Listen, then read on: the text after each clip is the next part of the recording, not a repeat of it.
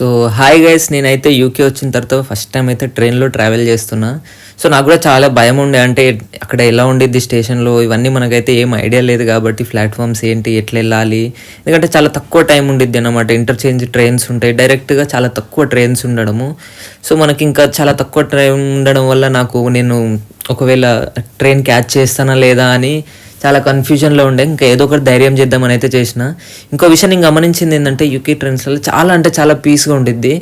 వాడు అంటే ఎన్ని సీట్స్ ఉన్నాయో అన్ని టికెట్స్ మాత్రమే సేల్ చేస్తాడు. ఇప్పుడు మన ట్రైన్లలో ఎట్లుందని అంటే ఒక ట్రైన్కి ఒక స్టేట్ మొత్తం టికెట్లు కొనుక్కున్న రోజు అందరికి అమ్ముతాడు. వాడు ఎక్కవా అది వానికి అన్వాంటెడ్. కానీ ఇక్కడ ఏంటి అంటే వాడు మాత్రం చేసుకుంటాడు. సో ఫైనల్గా నేను వెళ్ళాల్సిన డెస్టినేషన్కి వెళ్ళిన తర్వాత అక్కడ ఒకటి పెద్దది మాల్ ఉండే.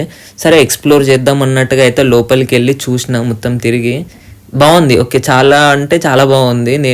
నా దగ్గర ఉండే ఏరియాలో కూడా ఉన్నాయి కానీ ఇంత పెద్దగా అయితే లేదు, ఒకలాగానైతే ఉంటుండే. సో అది అయిపోయిన తర్వాత మళ్ళీ మనం రిటర్న్ జర్నీ కూడా స్టార్ట్ చేసినాం. ఇక్కడ ఇంకో స్టోరీ ఏంటి అని అంటే యూకేలో ట్రైన్స్ అనేది ఒకవేళ లేట్ అయింది అనుకో, ఇప్పుడు ఒక 10 minutes లేట్ అయినా 20 minutes లేట్ అయినా అంటే ఆ మినిట్స్ని బట్టి మనకైతే రీక్లెయిమ్ ఉండిద్ది అన్నమాట. అంటే మనకు అమౌంట్ అనేది మనం ఎంతైతే టికెట్ని బై చేస్తామో దాంట్లో ఇంత % అనేది అయితే రిటర్న్ ఇస్తారు. ఇక్కడ మన కేసులో ఏమైందంటే మనం వెళ్ళేటప్పుడు ట్రైన్ 1.5 hour లేట్ అయింది. సేమ్ అలాగే మనం రిటర్న్ వచ్చేటప్పుడు కూడా మనకి ట్రైన్ 1.5 hour అయితే లేట్ అయింది. సో దీనివల్ల మనకి ఏం ప్రాఫిట్ వచ్చింది అని అంటే మనం 0 cost వెళ్ళేసి వచ్చామన్నమాట.